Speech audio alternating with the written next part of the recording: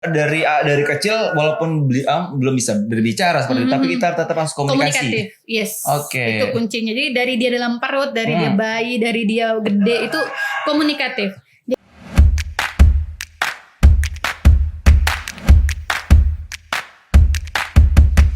Sebelum melanjutkan video ini, dukung channel kami dengan mengklik tombol subscribe agar selalu memberikan video-video yang bermanfaat. Terima kasih. Kalwa, tadi kakak juga sempat mengatakan kakak adalah seorang womanpreneur. Iya, woman, karena perempuan. Iya benar. Planner lahir dari kata entrepreneur. Oke, jadi boleh perempuan sedikit, yang berwirausaha. Nah, boleh sedikit cerita dong teman-teman mengenai womanpreneur kakak. Iya, kalau misalnya di luar sana banyak orang jadi pengusaha karena the power of kepepet. Yaps. Iya. Kalau saya alhamdulillah pengusaha by design. Oke. Karena secara tidak sengaja tepat di tahun 2012 waktu itu saya masih SMA ya. Mudah sekali gak ya? Datang ke satu seminar. Terus tiba-tiba dari seminar itu saya bertanya ke narasumber. Waktu itu ada senior HIPMI, Himpunan Pengusaha Muda Indonesia. Dia bilang, kita lagi mencari nih calon ketua HIPMI perguruan tinggi, HIPMI kampus atau HIPMI yang muda. Saya angkat tangan, Pak, kalau saya gini tiba-tiba saya negosiasi. Agak sombong ya waktu itu. Emang syaratnya harus gimana Kak? Enggak, mahasiswa yang mau berbisnis udah top itu aja gitu. Enggak harus punya omset dan sebagainya. Jadi waktu itu saya mengajukan diri untuk bersama-sama 2011 ya kalau nggak salah. Jadi ketemu di luar dari seminar itu saya intens komunikasi sama abang itu. Jadi akhirnya bilang, ya udah Wak, mau belajar bisnis kan gitu. Kebetulan saya udah punya Borneo Talent School tapi versi non corporate. Jadi kayak suka-suka doang gitu kan. Nah, pada saat itu ya. Pada saat itu gitu. Jadi nggak boleh lihat orang grogi, saya ajarin. Jadi kayak private gitulah ya. Tapi dengan tanda kutip masih abal-abal banget lah gitu. Belum jalan gimana-gimana. Akhirnya pas udah masuk di situ, saya awalnya sekretaris di Himpunan Pengusaha Muda Indonesia Perguruan Tinggi.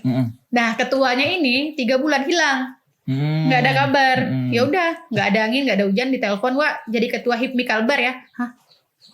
Pada saat itu perasaan gimana? Ya, shock terapi. Tapi saya bilang Tuhan nggak pernah salah. Karena saya selalu berdoa minta yang terbaik gitu. Tuhan, saya pengen jadi pengusaha. Saya pengen berbeda nih dari keluarga-keluarga saya yang basicnya rata-rata pekerja gitu kan. Nah, tapi tidak ada yang salah dengan itu. Karena berbisnis juga bekerja gitu kan. Akhirnya dapat challenge itu saya terima. Dan 6 tahun menduduki jabatannya 3 tahun. Tapi karena nggak ada yang gantikan. Akhirnya berlanjut. Akhirnya saya harus kuliah lagi untuk bisa, biar karena harus status mahasiswa kan. Gitu saya jalanin. Nah dari situ juga saya terasa public speaking karena roadshow sekalbar ke semua kampus. Jadi harus sharing-sharing. Jadi bayangin anak semester 1 nge-share cara berbisnis yang baik dan benar, bisnisnya aja lagi goyang-goyang lala gitu ya. Tapi karena punya mentor yang benar, teman-teman HIPMI yang mau mendedikasikan diri mulai dari ilmu, waktu, bahkan kantornya pakai kantor abang ya. Jadi kayak gitu semuanya dapat support. Jadi saya jadi pengusaha dididik bukan karena the power of kepepet gitu. Nah itu yang saya senang di diri saya bahwa saya punya kesempatan buat belajar bisnis langsung kepada para pakar-pakar bisnis yang ada di Kota Pontianak, di Kalimantan Barat, bahkan di Indonesia, misalnya Sandiaga Uno, Raja Sabta Oktohari, itu kan senior-senior HIPMI semua. Jadi bisa keep in touch langsung gitu sama mereka buat benar-benar tahu. Nah sejak itu saya bangun nih karena personal branding ini penting. Di 2012 saya putuskan ya udah saya seorang public speaker dan seorang entrepreneur waktu itu. Jadi saya mikirin namanya apa, keluarlah kata-kata creative planner pertama kali ya. Nah, kreatif plus entrepreneur. Udah saya perempuan plus jadi womanpreneur aja. Akhirnya saya ambil keputusan itu. Gitu. Dan pada saat itu Kak ya, kalau boleh tahu, kalau itu menjalankan bisnis apa? Masih sama, sekolah public speaking, soft skill. Public speaking ternyata menghasilkan sesuatu Kak ya. Menghasilkan uang, menghasilkan relasi yang banyak. Nah, kita beralih tadi Kakak nyebut-nyebut masalah Borneo Talent Indonesia. Ya, Itu apa Kak? Sekolah, lembaga, komunitas atau bagaimana? Ini lembaga pengembangan soft skill ya. Jadi saya nggak pernah tahu Nadiem Makarim akan mencanangkan soft skill menjadi hal yang penting. Nah, tapi menariknya Borneo Talent School ini dulu namanya Borneo Talent School karena akhirnya kita udah punya beberapa cabang di tempat lain, akhirnya kita ubah menjadi Borneo Talent Indonesia dan sekarang perizinannya juga sedang kita upgrade menjadi lebih baik tentunya. Nah ternyata si Borneo Talent Indonesia ini make sure dengan mimpi masa depan. Dengan apa yang latar belakang Kakak? Latar belakang saya juga gitu. Nah awalnya saya terinspirasi di Borneo Talent ini karena waktu itu pernah ke Singapura 3 bulan. Ngapain Kak? Study bisnis sama pertukaran kegiatan. Nah di sana ternyata luar negeri itu investasi anak pertama kali ketika brojol asuransi. Di Singapura? Di negara lain juga ternyata ada risetnya. Anak orang baru lahir, anak orang luar negeri baru lahir di muka bumi, yang pertama dicari itu asuransi. Karena jaminan pendidikan, jaminan hidupnya harus terjamin. Karena kalau nggak ada uang nggak bisa apa-apa, versi mereka ya. Yang kedua, mereka mengenali soft skill dan talent anak mereka dari kecil. Jadi anak-anak itu nggak pernah diajarin lebih belajar dari apa yang mereka nggak mau gitu. Fokus kepada apa yang mereka mau. Nah, ternyata basicnya itu udah di treatment dari kecil. Nah, yang paling mendasari, sepintar apapun, sekeren apapun kita, kalau nggak bisa ngomong, nggak bakalan bisa orang tahu kalau kita tuh pintar, kalau kita hebat. Nah, jadi kalau udah tahu nih talent anaknya ternyata suka masak, baru diajarin anaknya gimana cara ngomongin tentang makanan, cara akhirnya ketika anaknya jadi chef, anaknya bisa berkomunikasi dengan tim, anaknya bisa punya teamwork. Kalau anaknya punya restoran, anaknya bisa banyak banget. Akhirnya saya mikir, kok gini banget ya orang luar negeri mikirin generasinya gitu. Kok kita nih terlahir nak ngapa pun nak main guling, nak mancing, terserah gitu kan. Pas dia udah SMP ya masalahnya anak SMP, pas SD masalah anak SD. Dan ternyata kita tuh telat. Nah dari situ makin yakin nih, oke, saya harus buat satu lembaga yang bisa menyadarkan orang. Tetapi ternyata sampai di tahun sekarang aja nyadarin orang tua, nyadarin masyarakat bahwa soft skill khususnya public speaking, apalagi sekarang ada digital, public speaking plus video dapat jadinya YouTuber. Oke, public speaking dengan gaya-gaya yang terbaru bisa jadinya influencer.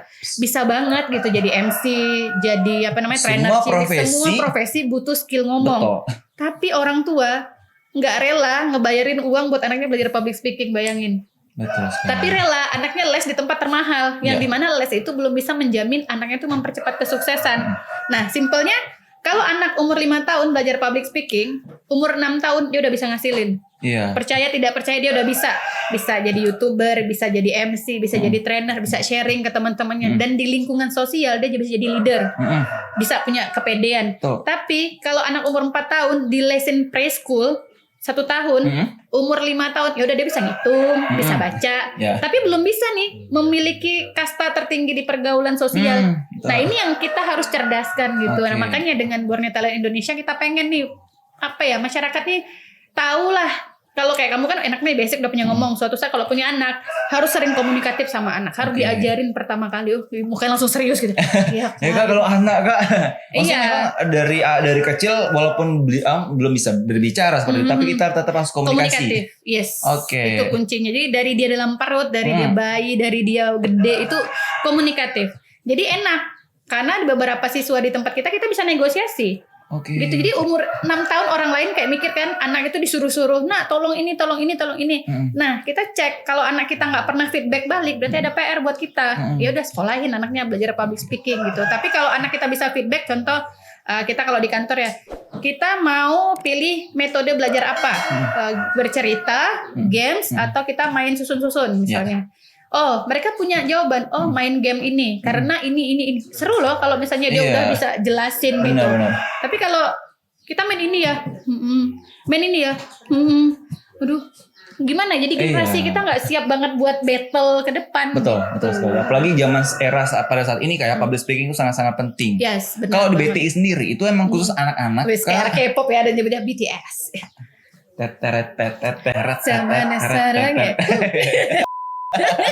Lalu ya. Nah ini Kak, kalau BTI sendiri itu khusus anak-anak kah atau remaja, dewasa, orang tua juga bisa nih seperti Sejak itu? 2011 dia itu khusus umum, anak-anak sampai dewasa. Sampai GONG 2020 kita putuskan khusus buat anak-anak dari 3 tahun sampai 15 tahun. Kenapa? Apakah ngajar orang tua yang remaja lebih susah? Kita lahirin lagi lembaga baru namanya Training Public Speaking dan Soft Skill Academy. Ya, dan untuk dewasa. Jadi untuk dewasa namanya Training Public Speaking dan Soft Skill Academy. Gitu. Jadi kalau BTS ini atau BTI kita lebih fokusin ke anak-anak dan kita lahirin brand baru namanya Training Public Speaking dan Soft Skill Academy, itu khusus orang dewasa 17+. 17+. Berarti nah ini Kak sedikit nih Kak, kalau ada nggak sih cerita anak-anak yang dimasukin ke BTI ini seperti ini, memang benar-benar dari awal itu dia kayak diam seperti itu? Ada. Sekarang dia udah SMA kelas 1 masuk kelas 2 dan itu beasiswa. Wow. Jadi waktu awal dia masuk dia masih SD dan sangat pemalu karena lahir dari keluarga yang cukup konglomerat. Jadi dia menganggap semua orang tuh kayak gitu. Nah akhirnya setelah dia masuk di tempat kita treatment, dia waktu itu mau lomba pertama dan dia ini nggak pernah ngambil paket reguler. Jadi orang tuanya karena berekonomi jadi ngambilnya paket private banget gitu anak ini. Jadi berkali-kali tuh private terus. Awalnya kita ubah skill ngomongnya, kepedeannya. Dia menang terus nih di lomba-lomba, akhirnya sertifikatnya banyak kan. Setelah itu kita perbaiki personalitinya, nggak boleh sombong, nggak boleh ini. Akhirnya pas dia SMA ada pemilihan dari salah satu sekolah di Kalbar ini cuma dicari 2 orang dan itu biaya masuk sekolah itu SMA itu 300 juta. Wow. Karena sekolahnya semua anggota dewan, DPR, MPR dan sebagainya, se-elit-elitnya se-Indonesia Raya, rata-rata orang-orang kerennya tuh sekolah di situ. Wow. Gitu. Nah, jadi orang tua ini pengen banget nih anaknya masuk di sini. Dan dari awal memang biaya berapapun mereka mau. Tapi begitu lihat sertifikat anaknya banyak, apalagi ada skill public speakingnya, nah si anak akhirnya meng-approval. Dan alhamdulillah lulus menjadi yang pertama di Kalimantan Barat. Sekarang dia masuk ke sekolah itu dan ketika masuk baru 2 minggu langsung jadi pimpinan debat di sekolah itu. Akhirnya si anak ini sekarang menjadi brand ambassador sekolah itu. Gitu. Berkat BTI melahirkan anak-anak yang luar biasa. Dan memang anaknya juga cerdas dan juga enak diajak ini ya berkomunikasi dari awal gitu. Awalnya sih emang dia malu kan kayak misalnya kita gini ya, sempat nangis dia berapa kali, nangis banget dia waktu itu di kelas. Kita agak tegas ya bilang kamu tuh harus gini ngomongnya ini, susah nafasnya, nggak ada gitu. Terus ngomongnya harus tegak gini nih, sakit lehernya katanya. Jadi kan kalau ngomong harus rapi kan, harus gini-gini, harus misalnya kayak dia opening debat. Contoh kalau dia opening debat kan, oke, saya ingin menyangga. Nah mukanya itu udah songong, jadi kayak oke, saya kan kayak gini salah ya. Kita turunin wajahnya, kok turun terus, aku capek katanya gitu, sampai marah-marah biasa. Tapi dilatih betul-betul, dilatih pakai kasih sayang segala macam, akhirnya lahirlah dia seperti ini gitu. Luar biasa. Itu yang ngajarin kakak sendiri? Ya kebetulan waktu itu karena private rata-rata biasa saya yang megang. Bahkan treatment di BTI ini agak seru. Contoh nih kalau anak lagi ngambek, kita belajarnya nggak pernah di kelas. Di kafe yang dia suka. Iya, jadi pilih aja. Kayak hari ini kita nih ngasih info, yuk kita belajar hari ini bahasanya ini nih. Pengen di mana? Dia kadang suka modus sama mamanya karena pengen jalan-jalan kan. Kita belajar di mall ya, kita belajar tapi nonton dulu. Jadi dia udah di treatment ya udah gitu. Kadang di Pizza Hut kita gitu belajarnya. Yang ngikut ini BTI luar biasa sekali anak-anak. Iya, tapi ada juga loh yang kita subsidi. Nah, ini paket sosial gitu. Jadi ini paket reguler, subsidi dan privat. Kok subsidi kayak bahagia? Kalau boleh tahu nih Kak ya dari BTI sendiri, mungkin ada beberapa teman-teman yang nonton, misalkan orang tua yang ingin memasukkan anaknya ke BTI.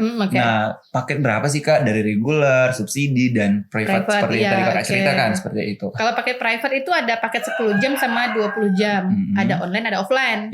Gitu. Kalau online-nya ini malah udah lama. Kita bukan baru pas pandemik ini.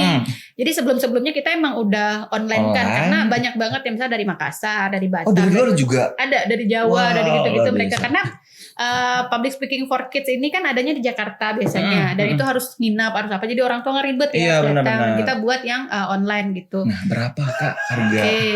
Kalau yang online itu dia di angka 1,5 sampai 2. Kalau untuk yang 10 sampai 20 jamnya.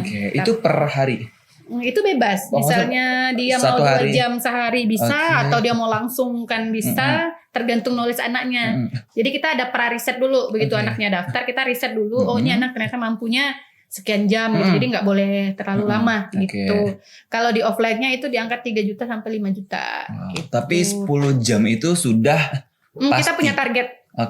Kalau nggak nyampe target nanti kita kasih free.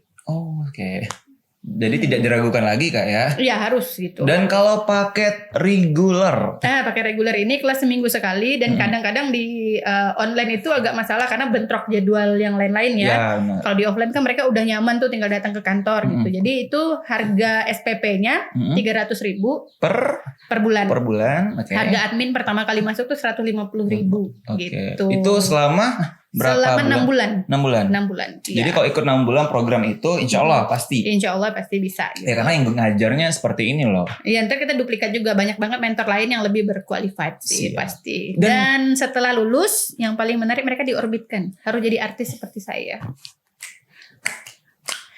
Krik. Soalnya kan kalau misalnya nggak terima ya terserah Anda. Iya gitu benar. Ya orang hidup saya. Kayak gak sombong tiba-tiba.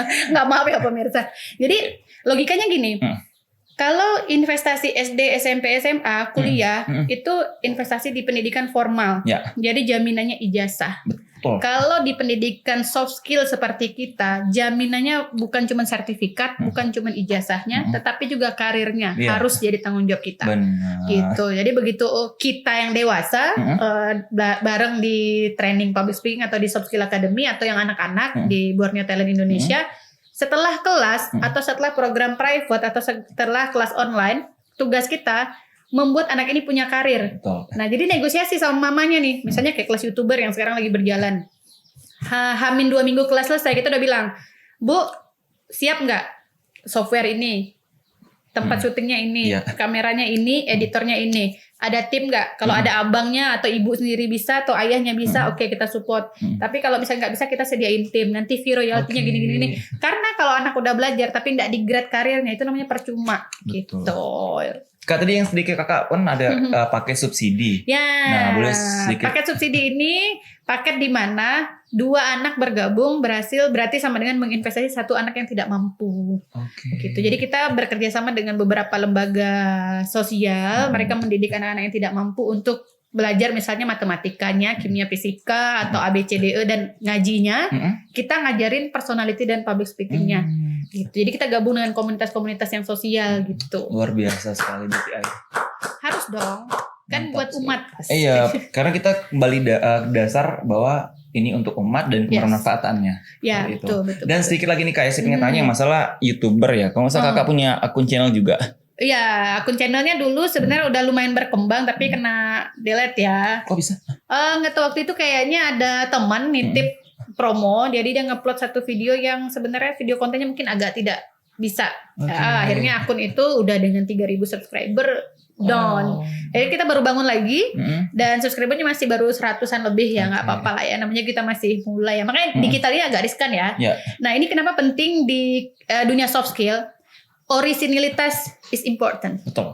Nah, jadi originalitas sangat-sangat penting. Lagu, tutur bahasa, kosakata, pakaian. Bahkan teman saya pernah ngebuat sebuah channel yang di dalam kontennya itu pakaiannya itu nggak lazim. Udah, nggak bisa dipost, nggak bisa di-relate kayak gitu-gitu. Jadi benar-benar krusial, dan dengan digital sekarang kita diajarin mematuhi bahwa diri kita ini punya asas kehidupan gitu. Nah ini yang sangat-sangat saya belajar banget gitu.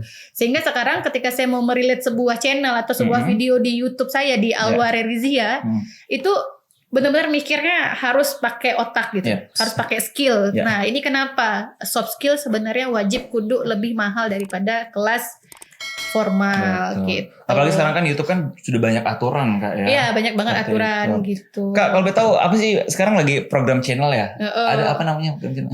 Oke. Nama talk show-nya adalah I'm Unlimited. I'm Unlimited. Undang dong. Iya, siap. Collabs ya. Collabs. Ya. Siap. Kan kalau sudah di Inspirasi Indonesia, saya akan berada di I'm Unlimited. Oke. Iya. Kalau boleh. Jadi Unlimited. Kenapa namanya I'm Unlimited? Boleh. Nah ini saya terstatement dari quote-nya Steve Jobs.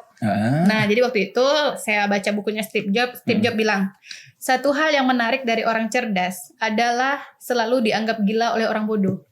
Oke. Kepikir nggak? Nangkep, udah mulai nangkep nih. Iya. Orang cerdas membuat sesuatu yang kreatif. Bagi orang yang bodoh dibilangnya kita gila.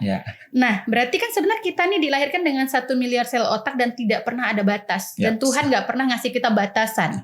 Tapi yang membatas diri kita adalah diri kita sendiri dan lingkungan.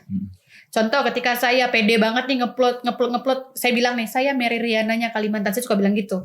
Kalau mau cari Mary Riana ada di Jakarta, tapi kalau mau cari yang di Pontianak ada saya. Orang sampai bilang, alah kurang kerjaan gila kamu nih, gitu ya. Tapi bagi orang normal gila, bagi kita orang yang kayak tadi Steve Jobs bilang orang cerdas, itu nggak gila, itu kreatif. Itu cara menjual diri, cara kita memperkenalkan diri kita. Kalau kita nggak kayak gitu, sama aja. satu kandang isinya 10 ekor sapi warna coklat semua. Ya. Bisa nggak bedain yang mana Putri, yang mana Tuki, yang mana Adi, mana Mimin? Nggak bisa. Tidak bisa. Tapi kalau tiba-tiba ada satu warna pink atau warna putih atau warna ungu, Walaupun berbeda, walaupun unik ya. beda, unik. Orang Aneh akan melihat juga. situ. Jadi dari 10.000 orang, 99.000-nya tidak dilihat, tapi yang satunya ini dilihat. Nah, kita harus jadi yang itu. Makanya I'm Unlimited terinsight dari itu bahwa kita ini tidak terbatas dan wajib mengeksplor diri menjadi lebih sampai kapan? Sampai udah dikubur. Tuh. Gitu. Undang ya nanti ya. Siap. Sip ya, kita collab. Oke. Covid guys, nggak boleh tos. Baik, kalau mungkin pesan sedikit teman-teman yang sedang melaksanakan Ramadan, yang sedang berada di rumah, boleh silakan Kak. Oke, untuk teman-teman yang lagi melaksanakan Ramadan, yang pertama saya pengen pesankan fokus sama ibadahnya, karena ini adalah cinta terbaik. Nah. Kondisi terbaik, momen terbaik. Jangan pernah berdrama. Wah, ini saya paling anti drama soalnya, makanya nggak pernah nonton film Korea. Jadi jangan pernah berdrama. Contoh, saya bosan karena COVID, saya nggak produktif. Ini itu semua kembali kepada mainframe Anda. Jadi quote terakhir dari saya untuk Anda semua yang Ramadan, yang tidak Ramadan atau siapapun yang nonton channel ini, jangan pernah berpikir sesuatu itu buruk untuk Anda. Karena Anda tidak pernah tahu keburukan itu adalah awal kesuksesan Anda yang lebih melejit dari hari ini. Itu aja dari saya. Dah. Dicatat tuh Bang kameramen, quote dari Kak Alwa ya. Oke, teman-teman semua, jangan lupa selalu tetap jaga kesehatan, jaga kebersihan, gunakan masker kemanapun kalian berada. Kalau dari luar pulang kok bisa mandi. Ya, baik Kak Alwa, terima kasih banyak. Sama-sama. Insyaallah kita berbagi ilmu lagi. Di Indonesia, Inspirasi Indonesia. Okay. Nanti bisa diundang lagi, kita cerita lagi, diskusi lagi yang lebih luas. Siap Kak ya. Pasti. Dan semoga bumi kita kembali pulih. Amin. Dan pokoknya semuanya beraktivitas seperti biasanya. Kita harus berdoa, kita harus semangat. Panik jangan, waspada harus. Oke teman-teman, terima kasih banyak. Semoga bermanfaat. Yang tidak bermanfaat, yang maafkan kami, yang agak-agak heboh ini, minta maaf sekali. Tapi ini sekedar hanya untuk menghibur teman-teman semua. Terima kasih banyak. Saya Arul Maulana dan Kak Rizia. Kami pamit. Assalamualaikum warahmatullahi wabarakatuh. Dah. Hai guys, saya Alware Rizia, seorang public speaker dan womanpreneur dari Kota Kita Tercinta, Kota Pontianak. Jangan lupa untuk like, komen, share, and subscribe. Plus, tekan dong tombol loncengnya, karena itu semua gratis guys. Untuk channel kita yang paling luar biasa, yaitu Inspirasi Indonesia. Menginspirasi dengan karya. Saya tunggu ya. Mwah.